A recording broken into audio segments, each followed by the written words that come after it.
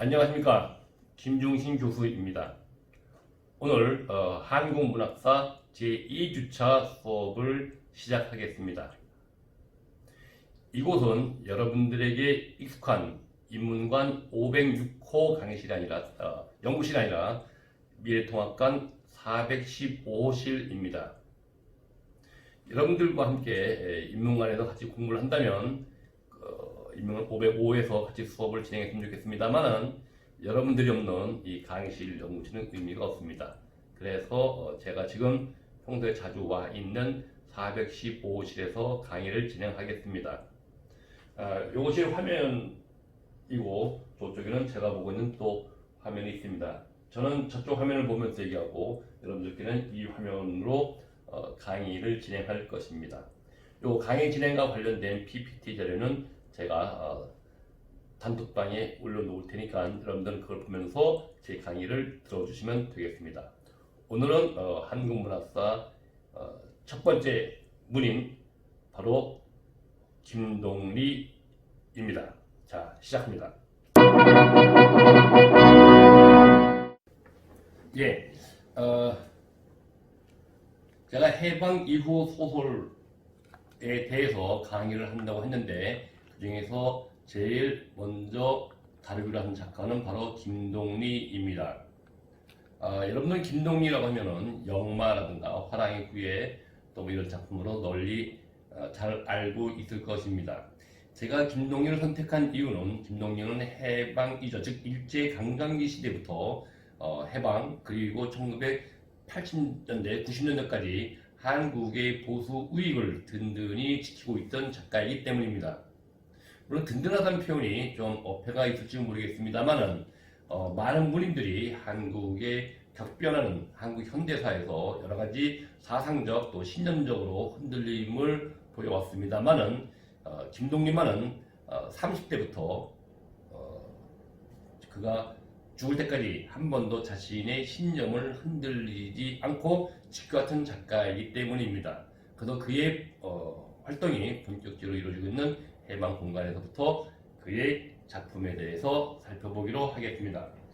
저는 김동리에 대해서 그의 삶에 대해서 휴머니즘에서 민족주의까지 그리고 진정한 보수 우익이라는 테마로 김동리를 설정을 하였습니다.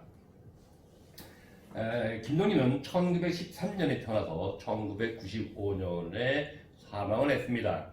그가 태어난 곳은 경상북도 경주시입니다. 여러분들 혹시 중학교나 고등학교 때 경주의 불국사를 가보신 적이 있을지 모르겠습니다. 바로 불국사의 입구에 조그맣게 오른쪽에 이렇게 독립모골문학관이라고 설립되어 있습니다. 이 독립은 알다시피 김동리고 모골은 박모골입니다. 이 경주가 난 한국 근대 문인을 줄을 꼽는다고 하면은 김동리와 박모골인데 이 두 명의 문인의 문학관을 한 군데 모아놓았습니다. 요 가서 들어가서 왼쪽에 있는 곳이 바로 박모골의 시문학관이고 오른쪽이 바로 김동리의 문학관입니다. 혹시 여러분 경주를 가게 되면은 불국사 옆에 있는 요 독립모골 문학관에 가서 한번 그의 삶과 그의 문학을 살펴보는 것도 의미가 있을 것이라고 생각합니다. 김동리는 그 순수와 우익의 대표적인 아이콘이라고 할 수 있습니다. 요 왼쪽에 있는 우표는 2017년에 나온 우표인데 바로 순수문학의 본질은 언제나 휴머니즘이 기초가 되는 것이다 라고 하는 김동리의 평소의 좌우명을 우표로 만들어서 그의 문학을 기념하고 있습니다. 이 정도로 김동리는 한국 현대문학사에서 결코 빼놓을 수 없는 작가라고 할 수 있습니다. 요 오른쪽은 이제 그의 시비, 문학비가 되겠습니다. 여러분들 혹시 이분 기억하시나요? 이분 누군가요? 이분 잘 모르는 사람도 있겠습니다만 더 김평우라는 변호사입니다. 여러분 들어보셨나요? 예, 2016년 17월에 한 예전에 박근혜 전 대통령이죠. 탄핵을 당했습니다. 그가 탄핵 심판을 받을 때에 바로 박근혜 대통령을 변호했던 대표 변호사가 바로 김평우 변호사입니다. 요 김평우 변호사가 바로 김동리의 큰 아들입니다. 요 김동리가 보수 우익의 아이콘이라고 한 것처럼 그의 큰 아들도 역시 한국의 우익의 아이콘으로서 나름대로의 자신의 가치, 신념을 발휘하고 있음을 우리 여기서 확인할 수가 있습니다. 그럼 김동리의 삶을 간단히 살펴보겠습니다. 김동리는 조금 전에 말씀드린 대로 1913년 경북 경주에서 아버지 김인수와 어머니 허인순의 5남매 중 3남으로 태어났고, 3남매자 막내로 태어났고, 본명은 김시종이라고 합니다. 그의 아버지가 건어물상을 많이 했대요. 경주라 하면 바로 동해에서 분암산을 넘으면은 바로 토암산이죠. 토암을 넘으면은 경주가 아니겠습니까? 근데 산을 넘어야 되기 때문에 신선한 생선이 아니라 건어물을 많이 판매를 하게 되는데, 이 큰 건어물상을 하면서 좀 경제적인 부를 누렸던 것 같습니다. 그래서 그 부치는 배포도 있고 또 뚝심도 좋았다고 하는데, 다만 흠이 있다면은 술과 아마 여자를 좋아했던 것 같습니다. 근데 그의 어머니가 아버지의 술주정과 행패에 대한 반발로 기독교에 아주 심취를 하게 됩니다. 또 김동리는 어머니 영향에 따라서 기독교의 교리에도 심취하게 됩니다. 여기서 주목할 만한 사실이 있는데, 김동리가 태어난 곳이 경주라는 점, 또 그의 어머니가 기독교에 심취했다는 점, 또 경상도라고 하면은 예전부터 조선시대부터 그의 유림, 즉 사대부들의 근간을 이루고 있다는 점, 요 세 점, 즉 경주다라고 하는 불국사의 불교, 어머니가 기독교에 심취했다는 점에서 기독교, 또 경상북도라고 하는 영남 지방에 있는 사대부들의 근간을 비롯한 유학, 즉 유학과 유교와 불교와 기독교, 요 세 가지의 종교가 바로 김동리의 성장 과정에서 큰 영향을 미쳤고, 이러한 영향은 그의 작품에도 고스란히 반영되게 됩니다. 이 점에 대해서는 나중에 좀 이따가 다시 천천히 말씀드리겠습니다. 김동리는 1934년에 처음에 시 백로가 입성하면서 등단하게 됩니다. 즉 소설가보다는 시인으로서 등단하게 되죠. 이 점은 황순원도 그래요. 황순원도 소나기의 대표작 소나기가 알려져 있습니다만은 그는 처음에 시로 등단을 하게 되어 있습니다. 그러다가 그 다음에 화랑의 후예라는 작품이 당선되면서 소설가로서 등단하게 됩니다. 처음엔 시입니다만 나중에 소설로서 활약을 하게 되는데, 이유에 대해서는 나중에 서정주와의 교류를 통해서 그가 왜 소설을 하게 됐는가가 잘 나타나 있습니다. 나중에 다시 한번 더 말할 기회가 있을 것 같습니다. 그다가 1935년에는 유진호 등에 맞서 세대론 논쟁을 벌이게 되는데, 이 유진호는 잘 알다시피 김광사와 T 교수, 창당정의 같은 작품을 쓴 사람인데, 유진호는 이호석과 더불어 경성제국대학의 제2기 입학생입니다. 당시에 대단한 천재라고 알려져 있죠. 이 유진호는 1935년 중반 이후에 세대론을 주장합니다. 즉 그 이전에 있던 카프 문학들이 너무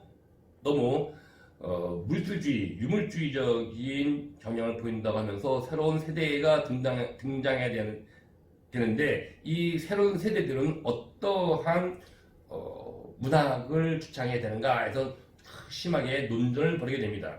이때에 김동리는 제3휴머니즘론을 주장하게 됩니다.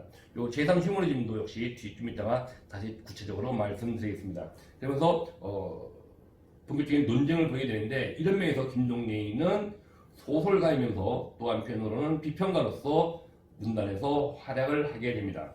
37년에는 조금 전에 말씀드린 서정주, 김달진 등과 함께 시인문학 동인으로 활동을 하게 되는데, 이 시인문학은 1930년대 중반 이후에 한국의 시에서 대단히 중요한 역할을 하게 되는 시 동인들입니다. 여기서 서정주와 같이 활동하면서 서정주와 각별한 또는 긴밀한 우정을 나누게 됩니다.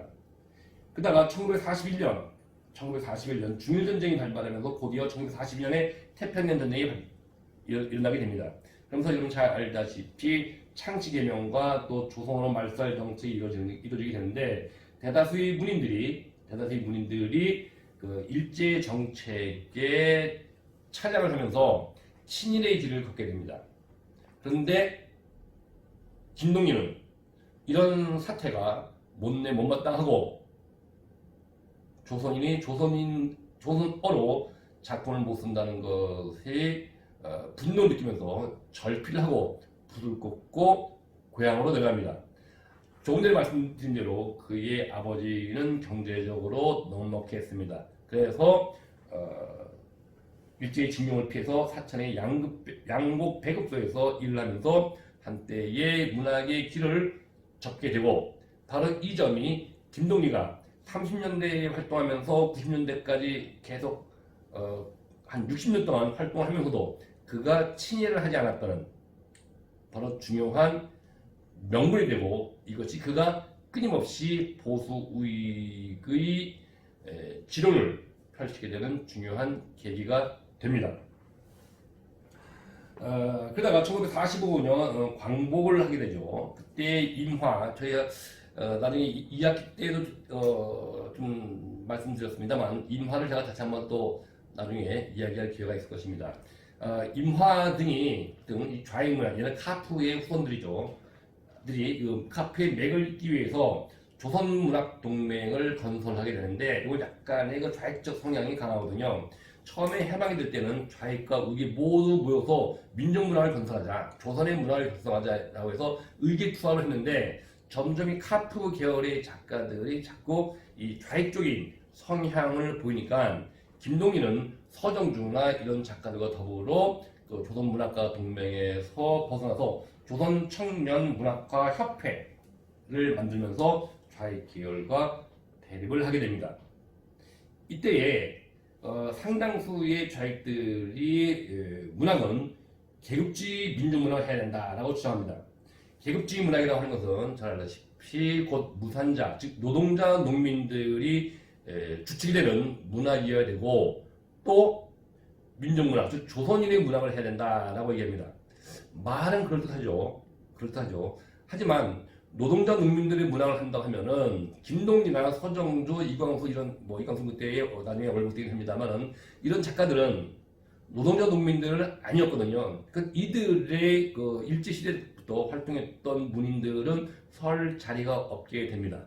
그래서 김동리는 이에 맞서서 본격 문학이어야 된다. 즉 문학이라고 하는 것은 정치에 예속되지 않고 정치와 무관하게 인간의 가장 궁극적인 문제를 다뤄야 된다라고 주장합니다.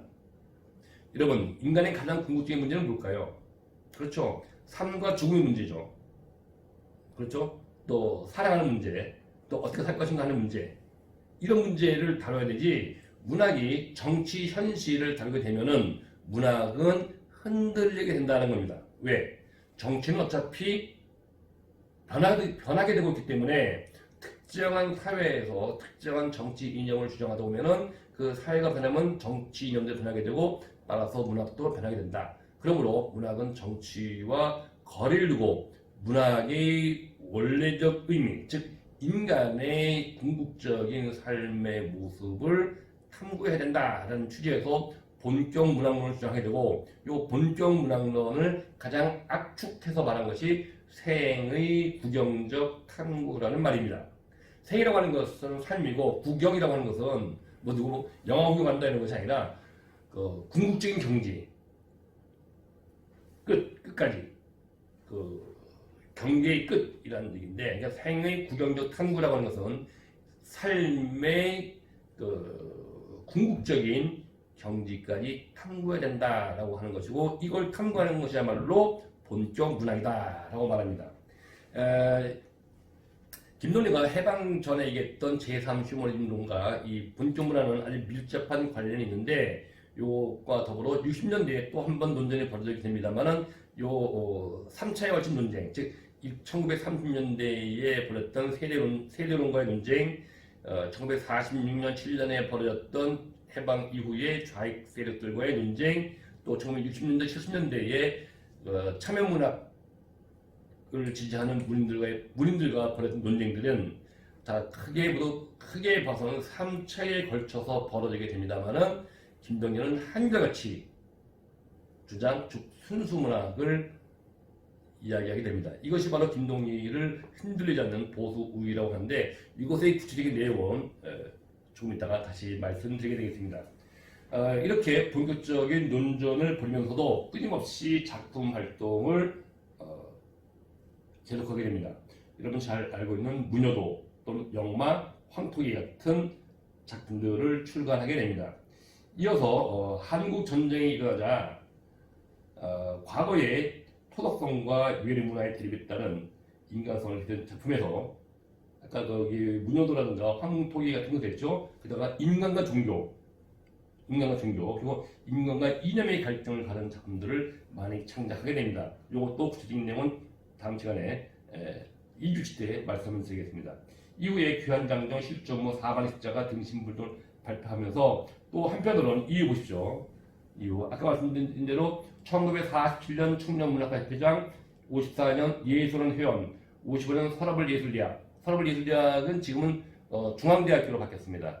서라벌예술대학 교수, 1969년에 문인협회 이사, 또 예술대학장, 81년 4월에 예술원 회장이 선임되었습니다. 여기서 볼 수 있는 것처럼 김동리는 40년대부터 80년대, 90년대까지 끊임없이 자기의 그 예술가, 즉 문학가로서의 활동을 계속했고 이 사실은 곧 당시의 정부들, 즉 50년대 자유당 정권, 60년대의 그 공화당 유신 정권, 또 80년대 민정당 정권과 대단히 우호적인 관계를 맺었음을 알 수가 있습니다.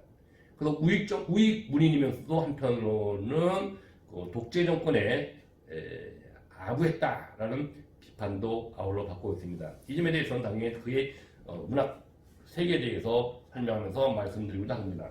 그러니까 월간문학을 편집장을 역임하게 되는데 이 월간문학도 좀 의미 있는 작품인데 말이죠. 의미 있는 잡지인데 말이죠.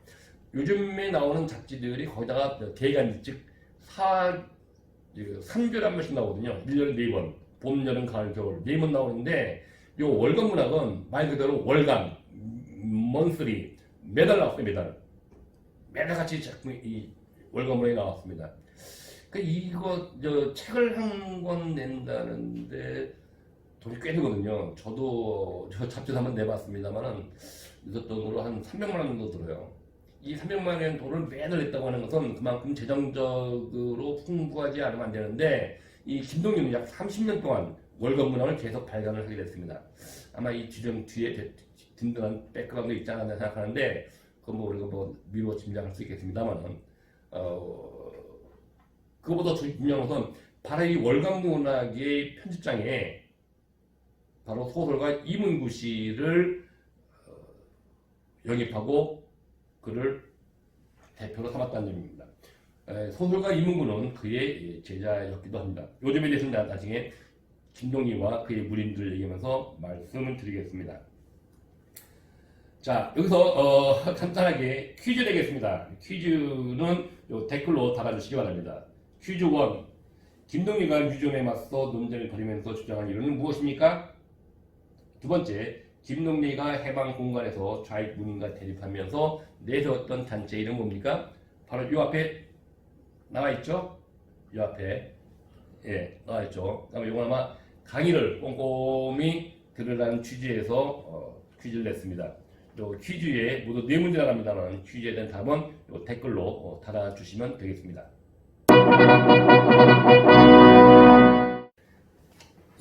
다음에는 김동리와 그의 주변에 대해서 살펴보겠습니다. 문학이라고 하는 것이 단순하게 상상력에 의해서만 이루어지는 것이 아니라 작가의 삶과 그리고 생각, 정서 이런 것이 모두 어우러져서 나오는 산물이기 때문에 작가의 주변적인 삶도 그의 작품을 이해하는 데 상당히 중요한 요소가 된다는 점을 강조하고자 합니다. 김동리의 주변은 30년대부터 70, 40, 50, 60, 80, 90년대까지 쭉 살아왔기 때문에 한국을 대표하는 문인들이 그의 주변에서 많이 활동을 했습니다. 여기 보면은 왼편에서 여기가 김말봉, 소설가 김말봉이고 요번이 유치환, 시바위라든가 아니 깃발이라든가 바위 이런 작품 쓴 분이고 요분이 조현현 평론가입니다. 여기가 이제 김광주고 요 분이 바로 소설가 김동리가 되겠습니다. 1951년이니까 한국전쟁이 한참 벌어질 때에 찍었던 사진인 것 같습니다. 요 오른쪽은 이제 아까 말씀드린 그게 절친미당 서정주가 쓴 글인데 김동리는 1993년에 죽었고 서정주는 2000년에 죽었거든요. 김두산 2살 차이가 나긴 합니다만 아주 절친이었습니다.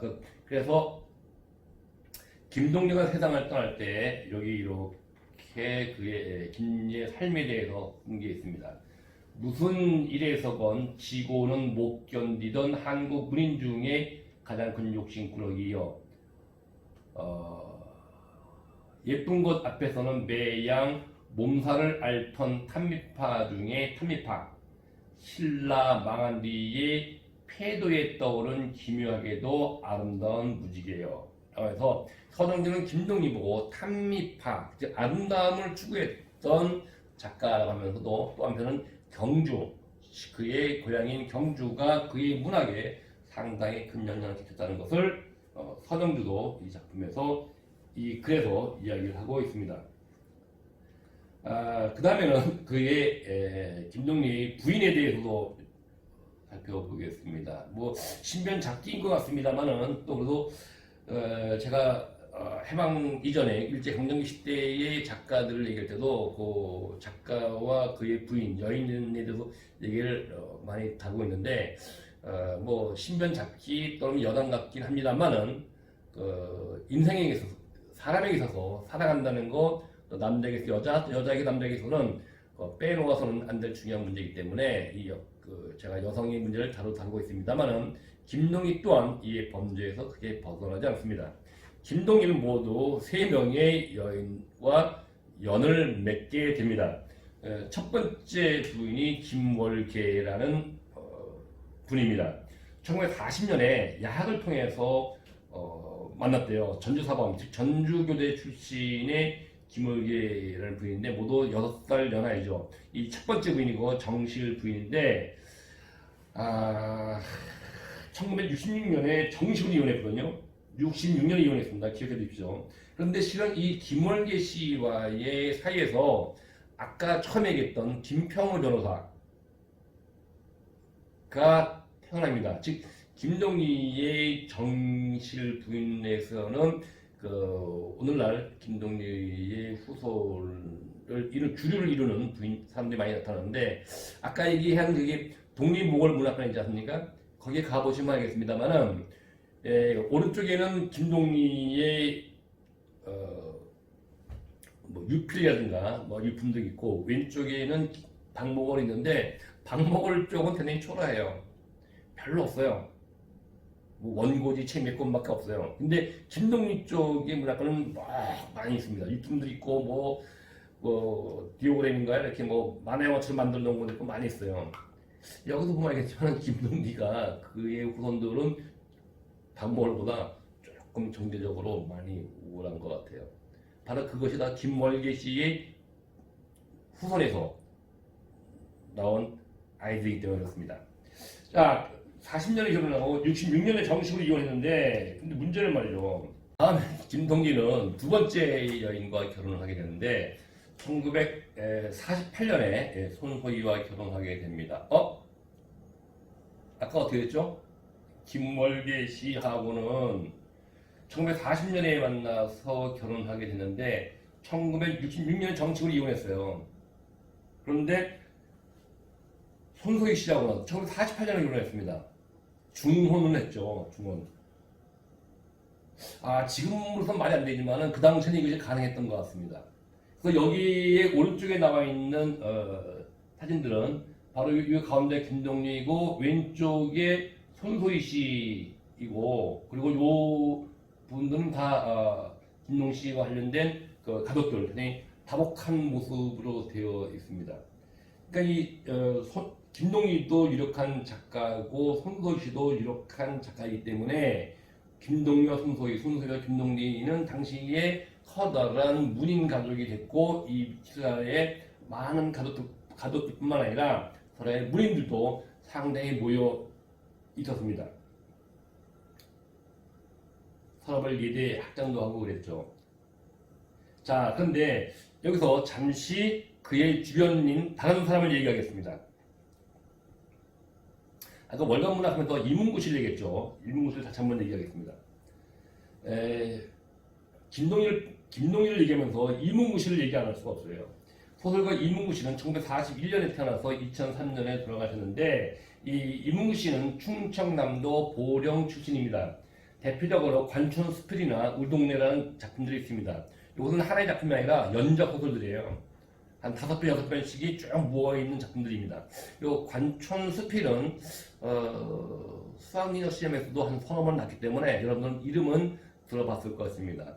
요 우리 동네라는 작품은 우리 동네 이씨, 우리 동네 김씨, 우리 동네 장씨라고 해서 한 열몇 편이 나오게 되는데 요걸 가지고 TV 드라마, TV SBS에서는 우리 동네라는 작품으로 TV 드라마로 만들기도 했습니다. 그 정도로 이문구 씨는 문단에서 아주 영향력 있는 작가인데 그분의 스토리가 삶의 이력이 상당히 독특합니다. 충남 보령 출신인데 어려서부터 그 부친이 상당히 영리하고 똑똑했던 것 같아요. 또 해방이 되자마자 경상 보령에서 일종의 좌익운동을 하게 됩니다. 그러다가 6.25 때 인민문이 내려오니까 인민위원회의 위원장이 되거든요. 그래서 인민문이 내려왔을 때에 그의 큰아들과 함께 이문구 씨가 그의 큰아들 형이죠. 함께 그 보령에서 좌익 운동을 하면서 소위 말해서 우익 인사를 처형하는데 앞장을 서게 됩니다. 이때의 사건은 그 관촌 수필에 자세히 나와 있습니다. 자기가 어렸을 때에 5살, 6살 먹은 꼬마 아이인데 아버지가 뭐 횃불르고 연설을 하게 되면 형이 나섰고 그 많은 사람들이 거기에 푹 쓰고 있었는데 그 당시에 유력했던 동네 지도자를 면장이나 이장 같은 분들은 모아놓고 막 아버지가 삿대질 하면은 사람들이 돌 던지고 그를 죽였다 이런 게 나오거든요. 그런데 알다시피 인민군의 세상이 오래 못 갔죠. 한 3개월도 못 가서 유엔군과 국군에서 쫓겨나게 되거든요. 그러니까 어떻게 됩니까? 그의 아버지와 형이 피난을 못 갔죠. 그러니까 좌익이라는 죄명으로 우익들에 의해서 부역인사라고 해서 처형을 당하게 됩니다. 이 처형도 말이죠. 끔찍했어요. 가만히다가 아버지하고 형 삼촌을 굴비 말아요. 아주 묶어버립니다. 그래가지고 동네는 서천 앞바다에 가서 대천이죠. 서천 대천 앞바다에 가서 배를 타고 가가지고 한 200m 되는 곳에다가 그때 산채로 수장시켜버렸대요. 이거는 이문구 씨가 한 얘기입니다. 그래서 이문구 씨는 나중에 성장해서 자기 제자나 후배들과 함께 고향에 들어가서 삼겹살도 먹고 뭐 회도 먹고 그러는데 이문구 씨는 자기는 절대로 회를 안 먹는데요. 자기 아버지하고 형들이 서천 앞바다에서 산채로 수장됐기 때문에 이 정도의 끔찍한 과거의 기억을 갖고 있는 사람이 바로 이문구 씨입니다. 그러니까 이문구 씨는 자기 아버지가 좌익운동을 하다가 처형당했다고 하는 그런 심리적 컴플렉스 또는 일종의 연좌제에 걸려서 자기가 제대로 생각할 수 없다고 생각했거든요. 그래서 어려서부터 고향을 떠나서 서울로 오게 됩니다. 이문구 씨는 생각했어요. 자기는 좌익인데 내가 잘 살기 위해서 어떻게 해야 될 것인가. 바로 이 좌익의 빨갱이의 아들이라는 것을 벗어나기 위해서는 가장 당시 정부의 친근한 활동을 하는 사람, 즉 보수 우익의 대표인 김동리 씨 밑으로 가겠다라고 해서 김동리 씨가 학장으로 있던 서라벌 예술대학에 입학을 하고 그리고 김동리의 제자가 됩니다. 김동리 씨는 이문구 씨가 글을 상당히 잘 쓰고 김동리 씨는 경상도 경주 출신이잖아요. 근데 서정조는 전라도 출신이고 이문구 씨는 충청도 출신입니다. 근데 이문구 씨가 이 충청도 방언을 아주 기가 막히게 묘사를 해요. 구사를 해요. 그러니까 이 김동리 씨는 이문구 씨를 아주 극찬합니다. 진짜 재주가 뛰어난 애고 리얼리즘의 새로운 지평을 연 작가다라고 해서 이문구 씨를 극찬을 하게 됩니다. 그래서 아까 얘기한 대로 김동리 씨가 주관을 하고 있던 월간문학 있죠. 월간문학. 이 나중에 얘기입니다만 이 월간문학의 제정을 중앙정보부에서 됐다라는 설도 있어요. 이 월간문학의 편집장을 시킵니다. 편집장. 이 월간문학은 그 위치가 서울 광화문 근처에 있습니다. 교보문고에 있는 광화문 근처에 있고 김동리 씨 집은 흑석동 중앙대 근처에 있었거든요. 그러니까 처음에는 김동리 씨가 나가서 일을 하다가 나중에 나이를 먹게 되니까는 집에 있고 그저 광화문에 있는 그 월간문학 편집장으로 이문구 씨를 주면서 모든 원고는 광화문에 가게 되면은 이문구 씨가 보고 중요한 원고는 이제 흑석동에 있는 그 김동리 씨의 스승집에 갖다 주고 이랬거든요. 예. 그런데 그러니까 이 광화문에 있는 월간문학 편집장 사무실은 실은 김동리의 소유입니다만은 실은 이문구 씨 혼자서 그저 북치고 장구치고 다 했습니다. 그런데 재밌는 것은 바로 이때에 박정희 대통령이 삼선기험, 즉 대통령을 3번씩이나 할 수 있다고 하는 개헌을 하게 되면서 이때 많은 군인들이 반유신 정부 운동을 벌이게 되거든요. 주로 명동 홍당이나 뭐 이런 그 형님교회 인서 벌이게 됐는데 이때 유인물의 상당수가 바로 월간문학에서 나왔습니다. 이문구 씨가 그 좌익적인 그 민주 세력에 알게 모르게 지원을 했거든요. 그러니까 중앙정보부에서 이문구 씨를 붙잡아다가 막 혹독하게 고문을 했어요. 네가 뭐 월간문학 하면서 그런가 하면 되느냐? 뭐 너 스승이 이런데도 모르고 하느냐? 라고 이 이문구 씨를 붙잡아갔대요. 그러니까 이걸 알고 김동리 씨가 누발대발해가지고 누가 감히 내 제자를 데려가느냐? 끌고 가느냐라고 해가지고 그 중앙정보장 유라인가 뭐 전화를 해가지고 야 이놈아 막 소리쳐서 다른 사람은 중앙정보에 끌려가서 모진 고문을 받았는데 이문구 씨만은 3일 만에 풀려났다고 합니다. 그러니까 중정도 이문구 씨가 빨갱이 자식인 거 다 알고 다 뭐 사상 이상한 거 알지만 김동리의 제자이기 때문에 손을 못 댔어요. 그러니까 김동리는 그걸로 그럼 내가 누군데 내 제자를 감히 아무리 중앙정보로 데려갈 수 있느냐라고 소리쳐서 이문구 씨를 빼내고 했다고 합니다. 그래서 이문구 씨는 사상적으로 어느 정도 다르긴 하지만은 김동리 씨를 꽤 존경하기도 하고 그랬습니다. 옛날에 난민전 사건 이런 거 있었는데 난민전 그때의 많은 그 문인들이 남만 민주주의 뭐 해방 전선 뭐 이런 거를 좌익 운동을 했었는데 그때 김동리 씨가 그 난민전을 빨갱이나 비판했거든요. 또 많은 문인들이 김동리 씨를 변호하고 너는 뭐 전두환의 개냐라고 얘기했는데 그때에 이문구 씨는 또 자기 스승을 또 변호하고 그랬습니다. 옹호하고 그랬습니다. 김동리와 이문구 씨와 김동리는 참 뗄래야 뗄 수 없는 관계입니다. 그런데 그때에 운명과 같은 만남이 일어납니다. 즉 광화문에 있던 월간문학 편집소에 한 묘령의 여인이 원고 뭉치를 들고 나타나요. 소설을 들고 나타납니다. 그래서 이문구 씨에게 보여줍니다. 이문구 씨가 보고 잘 썼어. 근데 원고를 쓰고 가져온 아가씨가 예뻐. 마음에 들었어. 둘은 총각이고 한번 처녀거든요. 원고를 오락가락하면서 둘이 약간 연분이 싹 튼 것 같습니다. 주위 있는 사람들이 이문구 씨 보고 야, 저 정도면 괜찮지 않냐? 라고 얘기했어요. 이문구 씨도 그것을 내키하지 않았습니다. 괜찮았어요. 근데 어느 날 김동리 씨가 야, 너 요즘 편집실에 누가 원고를 가졌다며?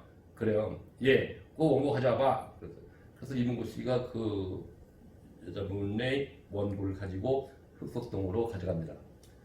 며칠 있다가 김동민 씨가 연락이 왔어요. 그 잘 썼네. 걔 내 방으로 우리 흑석동으로 좀 오라고 해. 연락을 해요. 그 이문구 씨가 그 여자에게 얘기를 해서 흑석동으로 가라고 합니다. 그 여자가 바로 서영은 씨입니다. 작가 서영은입니다. 그 이후로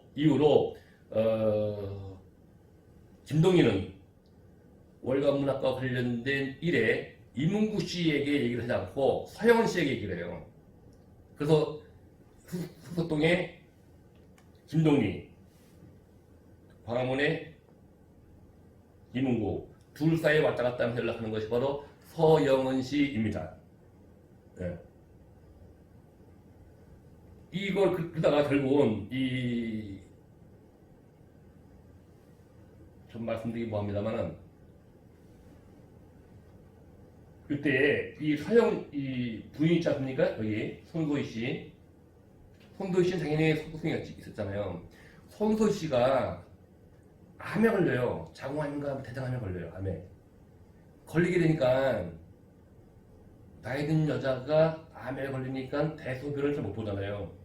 그러니까 여자의 그 대소변을 못 본 것뿐만 아니라 김동리 씨의 그 밥 또는 뭐 빨래 이런 것도 해야 되지 않습니까? 그러니까 점점 서영은 씨는 광화문에 있는 것보다 집에 있는 것보다 흑석동에서 기거하는 시간이 점점 더 많아지게 됩니다. 그러면서 점점 김동리 씨의 부인 손소희 씨의 병수발도 다 들어줘요. 이 사실을 알고 점점 이문구 씨는 서영은으로부터 마음을 멀어지게 되고 이거는 내 여인이 아니다라고 생각을 하게 됩니다. 그 이후로 이문구 씨는 계속 활동을 하다가 2003년에 이문구 씨가 세상을 떠났는데 이문구 씨가 우익 쪽에도 활동을 하고 또 좌익 쪽에도 활동했기 때문에 이문구 씨가 돌아가셨을 때에 좌익과 우익의 모든 문인들이 모여서 함께 장례식을 거행을 하였습니다. 사상과 이념을 따라서 훌륭한 문인의 장례식이었다고 할 수 있겠죠. 자, 이문구 씨에도 얘기했습니다만 다시 우리 김동리로 넘어오게 됩니다. 그러다가 아까 얘기한 대로 요 손소희 씨가 1987년에 7세의 일기로 세상을 떠나게 됩니다. 근데 바로 이 서영은 씨는 바로 그 뒤를 이어서 세 번째로 결혼을 하게 됩니다. 근데 이게 좀 이상하다 생각하지만은 그때의 그 가족들의 말에 의하면은 손소희 씨가 자기가 죽게 될 때에 자기 식구들과 다 모았대. 아들들 모아놓고 김동희도 옆에 놓고 서영은 씨도 옆에 손 놓고 두 분의 손을 꼭 잡자면서 여보 나 떠나도 이 서영은 영원이를 부인처럼 생각해 주세요 라고 말하고 서영은이는 영원아 그동안 고생했다. 이제는 내가 떠날 테니까 나를 위한 것만큼 우리 남편도 잘 보살펴 주게 라고 하면서 두 분의 손을 꼭 붙잡아 주었다고 합니다. 그리고 세상을 떠났대요.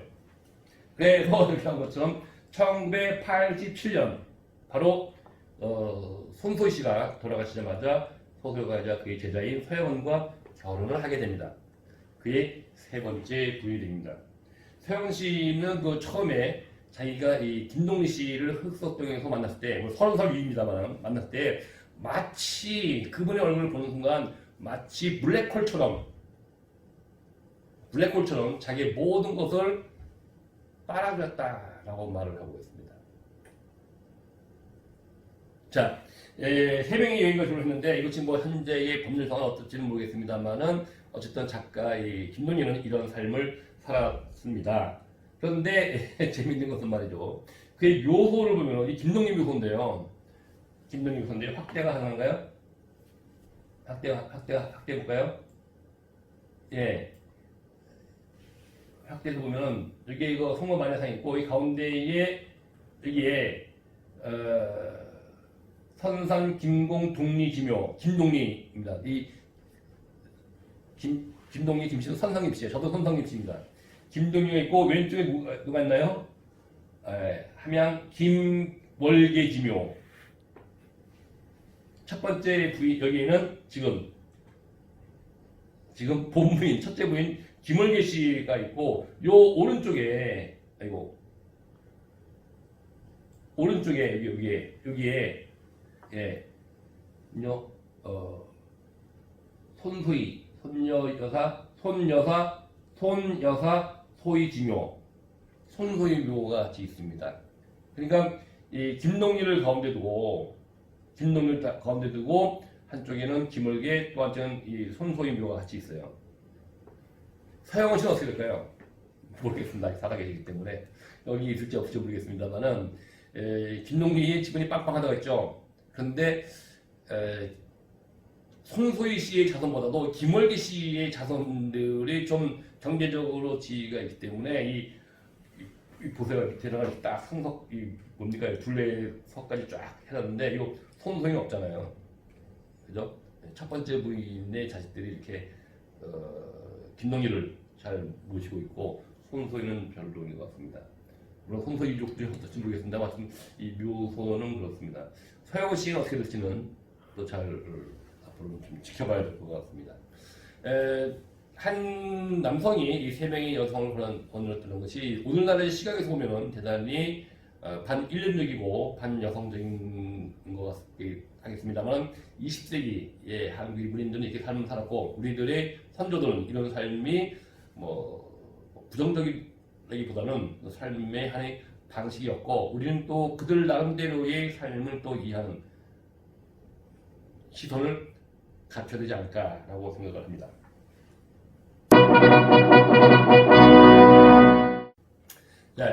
다음에는 김동리의 문학적인 경향에 대해서 말씀드리겠습니다. 조금 전에 말씀드린 대로 김동리는 크게 세 개의 부분으로 나눌 수 있는데 일제강점기 때하고 또 그리고 해방공간 그리고 6.25를 전할 때의 50년대까지 그리고 60년대, 70년대 이후에 세 개의 파트로 나눠집니다. 초기는 여러분 잘 알고 있는 바위, 황토기, 영마, 묵류도 같이 토속적 샤머니즘 또는 동양적 신비세를 다뤘으며 인간의 연약함을 숙명적 문명의 관점에서 다뤘다는 거였습니다. 즉 인간의 문제를 주로 다뤘죠. 중기 때는 역시 6.25라고 하는 그 엄청난 사회적 격변을 무시할 수 없습니다. 6.25 현실을 전후한 역사와 현실이 강화되면서 어떤 참여의식이 나오게 됩니다. 이때의 참여라는 것은 나중에 60년대, 70년대 말했던 참여문화과는 조금 다르긴 합니다. 그래서 흥남철수라든가 귀환장정 이런 작품들이 나오고 있습니다. 세 번째는 역시 김동리다운 인간의 근원적인 구원의 문제를 다루고 있습니다. 근대 문명에 대한 차원의 범피판 의식의 형성화를 볼 수 있으며 초기에 좀 운명론적 허무주의를 좀 극복한 형태의 작품으로서 사반의 십자가와 등신불 등이 있습니다. 이 작품에 대한 구체적인 내용은 제가 다음 시간에 좀 더 구체적으로 말씀드리겠습니다. 제가 이 시간에 여러분께 강조하고자 하는 것은 이런 작품의 세계 말고 그의 사상적 근원이 되고 있는 어떤 문학론입니다. 아까 말씀드린 대로 김동리는 모두 역사적으로 세 번에 걸쳐서 활약을 하게 되는데 제일 첫 번째가 바로 1차 논쟁으로서 1930년대 말에 제3 휴머니즘론을 주장하게 됩니다. 요때의 시대적 배경을 보면은 1920년대 활동했던 카프가 해체되고 나서 좀 더 인간의 모더니즘, 인간의 삶의 문제를 좀 더 천착하자는 운동이 있는가 하면은 또 한편으로는 이제 20년대, 30년대 활약했던 세대들, 즉 이광수나 김동 이런 세대들은 물러가고 좀 참신한 세대가 와야 된다라고 해서 신세대론이 등장하게 되거든요. 그럼 이 신세대들은 그저 나이만 젊다고 해서 신세대가 될 것인가? 그게 아니다. 그럼 너희들은 뭘 주장할 것인가? 바로 제3 휴머니즘을 주장하게 됩니다. 이건 전적으로 김동리 자신의 생각입니다. 김동리의 생각은 이렇습니다. 인류의 역사상 볼 때에 역사상 가장 인류의 사상 정서가 발달했을 때는 곧 휴머니즘이 등장했을 때이다. 제1차 휴머니즘은 바로 그리스 로마 시대입니다. 잘 알다시피 그리스 로마 시대에서는 신을 영원 불멸의 존재, 전지전능한 존재를 보는 것이 아니라 인간과 마찬가지로 시기하고 질투하고 또 남의 것을 빼앗으려고 하고, 즉 신을 인간의 차원으로 같이 놓고 이야기하고 대립하던 시기였거든요. 우리가 알고 있는 그리스 로마 신에 나와 있는 모든 신들은 또 위대하고 전지전능하지만 않죠. 인간과 서 대립하고 싸우는단 말이죠. 또 심지어는 그리스의 조각들을 보면은 신이 눈에 안 보이는 존재가 아니라 마치 신을 인간의 아름다운 육체를 가지고 있는 존재인 것처럼 아름다운 조각으로도 형상화해 놓습니다. 이것이 바로 제1차 휴머니즘, 즉 그리스 로마 시대라고 합니다. 그리스 로마 시대가 종식이 되고 이른바 중세 암흑 시기가 돌아오게 됩니다. 중세 암흑 시기는 인간의 욕망이나 사랑은 다 금기시, 죄악시하고 오직 신이 의한 신의 질서, 신의 뜻만이 강조가 됩니다. 여기에 중세 시기에 인간에 대해서 얘기하고 웃는다는 것, 또 웃는다는 것, 이것은 다 그 자체가 죄악이 될 수밖에 없습니다. 그러다가 이런 중세 암흑기에 종언을 구하는 것이 곧 바로 르네상스 시기이죠. 14세기, 15세기에 그 로마를 중심으로, 이탈리아를 중심으로 일어났던 문해 부흥기는 바로 중세의 신들의 중심의 질서에서 벗어나서 인간의 욕망, 인간의 욕구 이런 것들을 더 강조하게 됩니다. 그래서 우선 1차 휴머니즘을 신화와 인간의 대립이라고 한다면 제2 휴머니즘은 종교와 인간의 대립이라고 할 수 있게 됩니다. 즉 종교와 인간의 대립에서 인간이 승리하는 것을 말하죠. 여러분들 르네상스 시기의 유명한 화가라고 하면은 레미파, 레오나르도 다비치, 미켈란젤로, 라파엘로, 그런 세 명의 화가들이 대단히 유명하지 않습니까? 그의 그림이라든가 조각들을 보면은 다 신들, 다비드상이라든가 이런 것 보면은 또 인간의 육체를 아주 아름답게 묘사하고 있습니다. 즉 성서에 있던 신의 모습들을 그대로 인간의 시선에 보일 수 있도록 아름답고 화려하게 묘사해 놓은 시기, 이것이 바로 르네상스 시기입니다. 르네상스 시기가 곧 제2기 휴머니즘이라고 이야기합니다. 누가? 바로 김동리가 없습니다. 그러면 지금 이 시기, 즉 1930년대 후반, 이때는 어떤 시기인가? 잘 알다시피 1차 대전이 끝나고 2차 대전이 본격적으로 시작됐습니다. 유럽에서는 나치 히틀러를 중심한 나치 독일이 득세를 하고 영국과 미국을 본격적으로 전쟁을 벌이고 있고, 또 이 동양에서는 일본이 궁극지를 중심으로 조선을 점령하고 중국과 더 나아가서는 동남아시아까지 점령하고 있습니다. 이렇게 물질이 압도하는 시기란 말이죠. 총과 칼, 무력이 압도하는 시기에 과연 문학은 뭘 할 것인가? 물질이 더 강화되고 무력이 강화될수록 바로 인간의 본령, 참다운 인간의 모습을 추구해야 된다. 그것이 바로 우리 인류가 살아나가야 될 길이다라고 본 것입니다. 즉 그리스 로마 시대 때에 신화가 득세하는 시기에 인간을 중시했고, 제2 휴머니즘 시대 때에는 종교가 득세를 하는 시대에 인간의 초점을 맞춰서 또 하나의 문해 부흥을 이루었고, 지금 1930년대 후반 총과 활, 물질이 우위를 이루고 있는 때에 바로 문학은 인간의 진정한 모습을 탐구해야만이 이 위기에서 벗어날 수 있다라고 생각합니다. 그래서 주장하는 것이 바로 제3 휴머니즘입니다. 바로 제3 휴머니즘은 아까 조금 전에 말씀드린 대로 생의 구경적 탐구를 이야기하게 됩니다. 바로 이런 주장을 하면서 유진호와 서로 대립을 하게 되고, 바로 30년대 중후반에 바로 제3휴머니즘을 주장하면서 세대론의 한 기수가 됩니다. 그러고 나서 제2차 논쟁을 벌게 되는데 2차 논쟁은 해방문관이거든요. 이때는 본격 문학론을 주장합니다. 이때는 좌익과 우익이 있는데 이 좌익 쪽에서는 해방이 되고 나서 이 문학가 동맹이라는 단체를 결성하는 데 반해서 우익 쪽에서는 한국 청년 문학가 협회라는 단체를 결성을 하게 됩니다. 좌익 쪽에서는 주로 이 이론가가 김병규라는 사람이라든가 뭐 김동석 또는 임화 이런 사람들이 활약을 하면서 아까 얘기한 대로 계급주의 민족 문학을 주장하게 됩니다. 노동자 지주라든가 자본가들의 문학이 아니라 노동자 농민들의 문학이 된다. 이런 문학이야말로 일본에서 벗어난 조선인의 민족들의 문학이 된다라고 주장을 합니다. 이에 대해서 김동희는 좌익 문인들이 너도 나도 할 것 없이 계급주의 민족문학론을 이야기하는 데 반해서 김동희는 거의 혼자서 지금 계급주의라고 하는 것은 아까 얘기한 대로 정치적인 것이고 정치는 사회 시간의 흐름에 따라서 변할 수밖에 없다. 그런데 문학은 영생불멸의 것이다. 그러므로 문학은 곧 영원히 변하지 않는 인간의 문제를 다뤄야 된다. 이것이 곧 인간주의 문학론이고 바로 본격 문학론이다 라고 주장을 합니다. 결론적으로 좌익 쪽이 또 계급주의 문학이라고 한다면은 우익주의 문학은 순수 문학인데 바로 이 순수 문학과 요 청년 문학가를 중심으로 한 이러는 문학관들이 거의 김동희 혼자서 요 좌익의 문인에 대립해서 자신의 주장을 내세우게 됩니다.